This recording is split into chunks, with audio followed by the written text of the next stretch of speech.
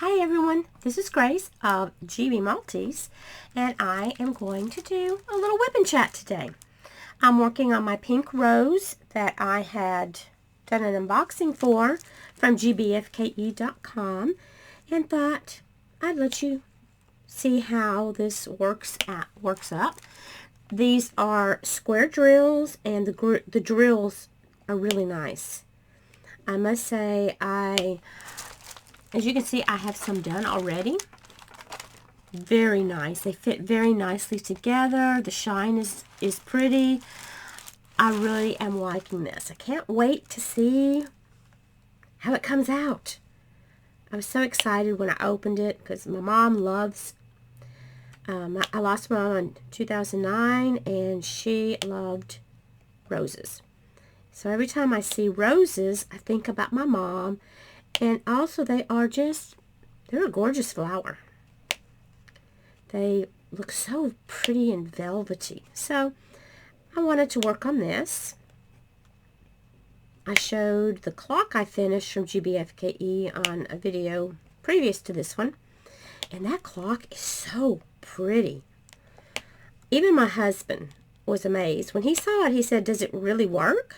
He couldn't believe something that pretty and shiny with all the rhinestones on there was actually a working clock, and it has been keeping time perfectly. So I really do like it. I think it would make a beautiful gift for anyone, and I want to make some more. I may have a clock in every room in my house.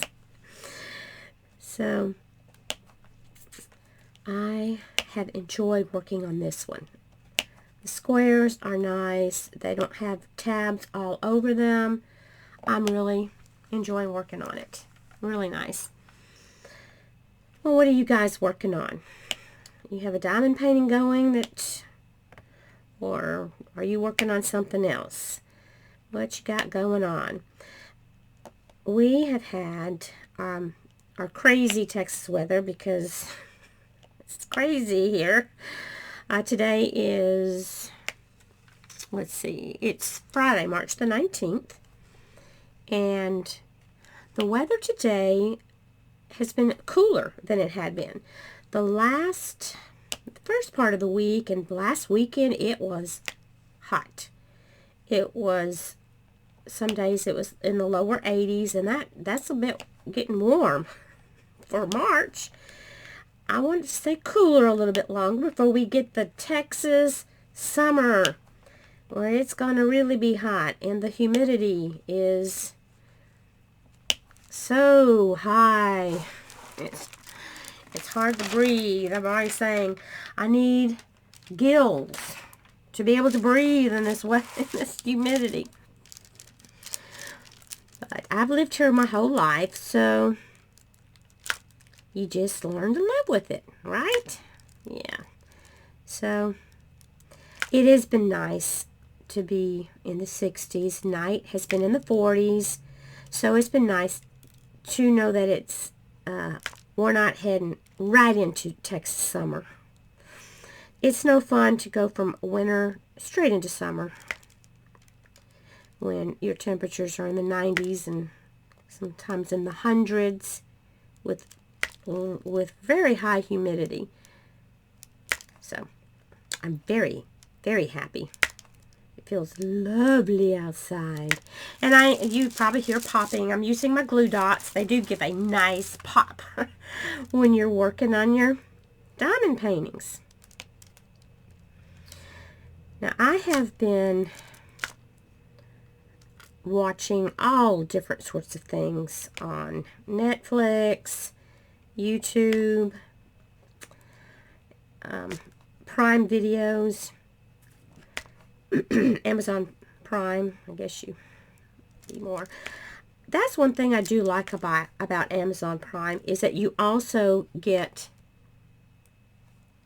to see different TV shows and movies for free. So that kind of makes it worth the price, and I use Amazon a lot, so I definitely get my money's worth with Amazon Prime.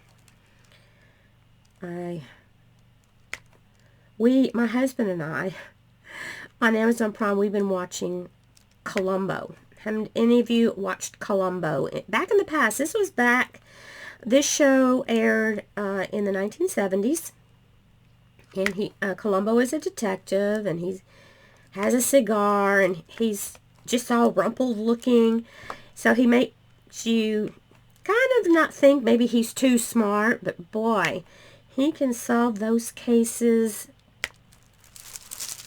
pretty quickly. And he drives people crazy. He keeps going to them and saying, just one more thing, ma'am. I got one more question. Well, oh, I hadn't thought about that. And he's always there. The people who have committed the murder at the beginning are just, oh, come on around, detective, anytime. Lieutenant, we are here to help you. And then he's there. Once he has figured out who it is, he's there with them all the time. And it gets to the point where they are, Colombo, what do you want now? Can't you just leave me alone and go find the person who committed the murder? Because it shows you who commits the murder before the show starts. And then it shows how Colombo solves the murder. So, a lot of you have probably seen it before. I didn't really watch it when I was younger. But my husband did. And that was one of his favorite shows. So, we've kind of been watching those lately. Makes me laugh. the way he does things, and how he gets everybody so irritated. He irritates those bad guys, which is fine. That's fine with me. Don't irritate them. They deserve it. They committed the crime. They need to do some time with Colombo. He asks so many questions, and they get so tired of him asking questions. It gets rather humorous. When I watched Brandy of Mystery of Diamonds, and she does Forensic Friday. She hasn't been able to do them for a couple of Fridays, but she'll tell different forensic stories. And one of the ones she did was on Ted Bundy, and she mentioned a book that was written by Anne Rule, who actually had worked with Ted Bundy before he was known as a mass murderer, and before she was a well-known author. So I read her book. I watched on Netflix the tapes that they made of Ted Bundy talking, and things he had to say, and I just cannot believe anyone could have done the things that he did. It was horrible. I also read another book that was written by one of the investigators that was on the case up in the Washington area, because he committed some of his first crimes in the state of Washington. Come to find out, he had done crimes in a lot of other places that they didn't even know about. He was just bad. Bad guy. And the things he did to those women, just, awful.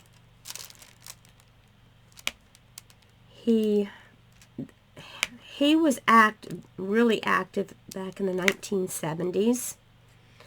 Was when he was really getting started. They think that he probably did some earlier in his life, but he never admitted to them. He admitted to some of his crimes, but not all of them. And he escaped from jail. Well, he escaped from the courthouse that he was in, where they were doing the trial. He was representing himself, so they were letting him walk around with no kind of chains, no guard. they were supposed to be keeping an eye on him. And he was in an office, and he was saying he needed to go make a phone call to, I don't know who he was making a phone call to, but the guy that was supposed to be watching him actually went out into the hallway and was talking to someone. You know, they were on the second floor. They didn't think anything about it. Well, when the guy had moved away, he went to the window and he jumped from that second floor down to the ground and took off. This was in Colorado. What got him, because they did end up catching him, it was wintertime in Colorado, and it gets very cold there. And he did not have any supplies, so he ended up getting really cold, and he found a cabin and was staying in that, and they ended up catching him. And while he was out that time, no crimes were committed because he was not able to get around people. He was trying to hide. Well, I guess he learned something from that lesson, because in the jail, and this happened in Colorado also, he found out when he in his jail cell that underneath his light there was a way for him to get through to the air conditioning ducts. So he started doing things at night to make a hole big enough where he could go up through there to get into the air conditioning duct and escape. He had gotten to where he was not eating as much, and he told them he didn't feel well, and then he also said things like, the food is horrible. I can't eat this mess, feed us this kind of stuff. He was basically just making all kinds of statements just so that he wasn't, I guess, people weren't noticing that he was losing weight. And he was already pretty thin as it was. But he kept losing weight, and when the other prisoners were taking showers, it made enough noise that he could start digging around up in the ceiling, and he could be making his little escape route. He finally got that finished, but he didn't escape right away. What he did was he went up and was crawling around through the tunneling, I guess, the air conditioning ducts to see where they led. He found out at the end of the air conditioning led into one of the deputies' apartments, right up into his closet. So when it came time for he decided to escape, that's where he went. Nobody had any idea that he was doing this. They didn't have the slightest idea. And he had been telling the people he didn't want to eat. He would eat like maybe his lunch, and then he'd tell them, I don't feel well. And for several days, he did not eat his supper. So they just didn't bother picking it up till the next morning, the tray. If they put a tray out. I'm not sure if they did. But they would not notice anything until breakfast the next morning, because they would always bring his breakfast tray. Normally he would just, I don't want any supper, I don't feel good, I don't want it. So one night he decided to make his getaway. And I don't know how he was able to get money. I know there's ways they can do things like that in prison. I don't know. I haven't been in prison, so I don't know. Don't ever want to go. But he had saved up money, so he was able to, he escaped, he stole a car, and drove to an airport, and he flew, I believe he went to Chicago first. Well, anyway, he ended up in Florida. So he's all the way from Washington State the northwest corner all the way to Florida, the southeast corner, all the way across the country. And he liked his victims to be intelligent women, so he liked to hang around colleges. And he was intelligent. I think he had an IQ of 120 something. And he had, you know, gone to college and gotten a degree and whatever. He wanted to be a lawyer, but he always hung around colleges. That's where most of the murders took place were in colleges. He would watch these women. This was according to some of the different things that I read. And he would watch them, and he would get things like a cast for his arm or his leg, have a sling, and he would ask women, can you help me carry my whatever to my car? I'm having a hard time. And they said he was very well spoken, could be very kind. And sometimes women would go and help him. Sometimes they didn't. When he got them to his car, what he would do is he had the front seat taken out of his car so that he could get women in there easily. What he would do is take a tire iron or some other type of weapon, and he would hit them in the head and knock them out. I mean, it basically crushed their skulls. And he would drive off, and a lot of times they would regain consciousness. He hadn't killed them maybe with that first blow. And he would travel wherever he always picked out sites that he was going to take them. And they would be way off somewhere where no one would see them or be able to interrupt what he was doing. And he did horrible, abusive things to the bodies of those women. Usually they were knocked out. I don't know nobody knows if any of them were ever conscious during some of the things that he was doing. I'm not going to talk about them. It was just so gross, the things he did to them. And then when he was done, he'd leave the scene and he would throw away everything that he might have used. He said he also would go back and visit those bodies a few times. And he did things to those bodies that were very disgusting. And I'm not going to talk about that either. They didn't go into a whole lot of detail, but from what they said, you knew what he was doing with the bodies. And that takes a sick mind to do things like that. There was definitely something wrong with him.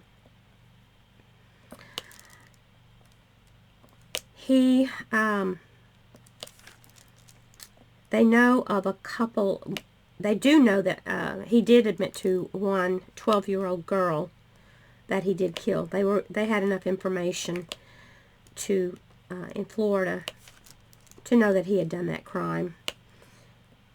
And just disgusting.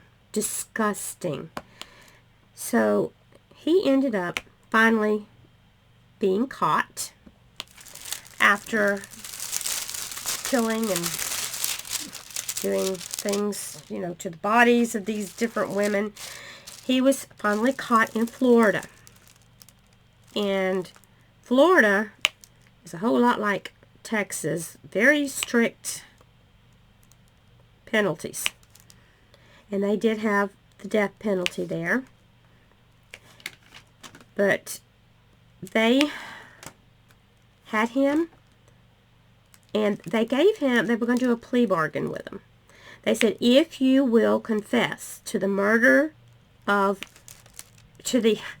you will confess that you had murdered these women and whatever, that we won't give you the death penalty, but just life in prison. I mean, He wouldn't do it. He said, no, I didn't do this. You got the wrong person. I didn't commit these crimes. Well, they knew he did. But he thought he was so much smarter than everyone else that he was going to be able to get himself out of that situation. So, he first told them, yeah, I will do the plea bargain, whatever. Then, when it came time to say it in front of the judge, he said, no, my lawyers are trying to make me say I'm guilty. They don't even believe in me. I need new lawyers. Well, this judge was too smart for him, and he said, nope, you're not getting new lawyers. Because he's trying to prolong this trial by having to get new lawyers. He was always throwing something up to try to stall the trial. Well, it didn't work with this judge. He was too smart for that. So, he'd given up that chance of just life in prison. So now they were going to have to determine whether he had committed these murders. Now, there were some women who survived the attack. The last attack he made was in Florida, in the one before the little girl that he murdered and abused. He had gone into a sorority house, and he picked up a log on his way in, and when he got in there, he went up to the door. Did not, the lock or something was not working, so he just was able to walk right on in there. And I think it was like 1 o'clock in the morning, and a lot of the women were sleeping. So he went to these rooms, and he just hit them, bludgeoned them in the head with this log, crushing their skulls. He was able to get to 4 different women before he heard a noise or something happened, and it scared him off, and he left. 2 of the women died. 2 of them survived that vicious attack. He went on down the road and attacked another woman. And he was again interrupted. He heard a noise. He did end up killing, no, he did not kill her. He was interrupted. He had, of course, bludgeoned her head, because that's where he always attacked. He hit them in the head, crushing their skull, crushing their skulls, just horrible things. And then he took off. And when these women were found, they had to go through extensive surgeries to, their skulls were fractured. They were asleep. They had no idea who committed the crime because they didn't see him. So they had to go and they started investigating. Ted had a girlfriend up in Washington State. She started piecing things together, and she said, I think it's Ted doing these murders. And they didn't have any proof, but they started showing his picture around the college campus, and many of the women had seen him. He also kidnapped a woman in Colorado. Before he could do anything to her, she was able to escape. She was one of the lucky ones. She was able to identify that it was him that had tried to kidnap her. She got away. She got out of the car. The women who had been hit in the head, some of them couldn't remember much of anything. Didn't remember anything about what happened at that, but they lost some of their memory of other things. They, in time, were able to lead normal lives, I guess you could say. That would just, I just cannot even imagine going through something like that. They, like I said, they were sleeping. They never knew what happened. They never knew.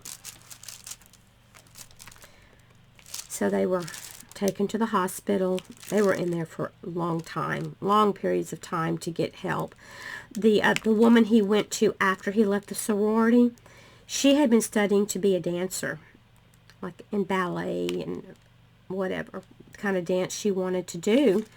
She lost her balance. She lost hearing in one of her ears. So, of course, her dreams of being a dancer were crushed because of that incident. But they were finally able to get enough evidence to convict him, and they did sentence him to the death penalty. They were not able to prove all of the different ones that they were pretty sure he had done, and he would not admit that he'd done anything. He'd keep telling him, you got the wrong person. He's still out there, and he would try to help them solve crimes when he was in the prison.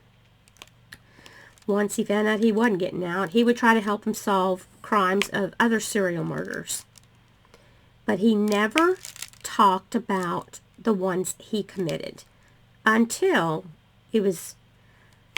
they had sentenced him to die. They were going to, the first time that they were going to put him to death, it got a stay. He was not executed. So more time went on. That happened another time. By the third time, that was it. I believe it was the third. I don't think they went to a fourth. But by that time, they said, no, we're going to carry it out. There's not going to be anything else coming up to stop this. Well, he found out, once he decided and figured out that he was not going to be saved from the electric chair, because that was how he was going to be killed.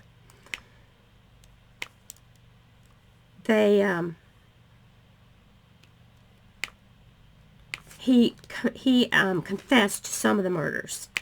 At one point, he told them, they figured that he had done at least 30-something murders, and he, at one point, said it was probably in the 3 digits. So, there is no telling how many women he killed that they never found. Some of the women that he said he killed, they never found their bodies. Some of them, they just found their heads. He had taken their heads off, and he never did come out and say why he did it. I don't know. It was just really bizarre. He was crazy, for sure. Just so scary. So many women were afraid to go out. They were going, from then on, they were going out in groups. They were scared to death something like that would happen again. But it was kind of interesting. It makes you wonder what makes a person do something like that. And there were some things that had happened in his childhood. His mother became pregnant. He was born in the 40s. She was pregnant. She was not married. She thought the guy was going to marry her. He did not. So what they did was she went off somewhere to have the baby, and when they came back, her parents said that that was their child. So he was being raised. He called his grandparents his mom and dad. Then his mother, his real mother, found someone who wanted to marry her, and she moved away from there. And Ted was very upset because he looked at his grandfather as being his dad. And from all the things I read, the grandfather was very mean. He was a very mean man. He was mean to his wife, to his daughter. which was Ted's mother. Very mean man. So, he was moved away from that situation. But they were saying that things that might have happened in his childhood could have caused him to be where he was. I don't know. You know, they wanted to, at one point, and if he had taken the plea bargain, they probably could have put him in a mental institution and done some studies on him. But they would need to make sure they didn't let him loose, because when he got loose, and he said he couldn't help himself. He couldn't stop. He said it was like someone was telling him to do these things to these women, and he could not. He said there was a deep, ugly thing inside him, and he would never stop. I mean, he admitted. So when he was in prison, all that time in Colorado, all of that had been building up inside him. So he went on that crazy rampage trying to kill all those women in that one night. Out of 5, he killed 2 of them, and 3 were injured very severely.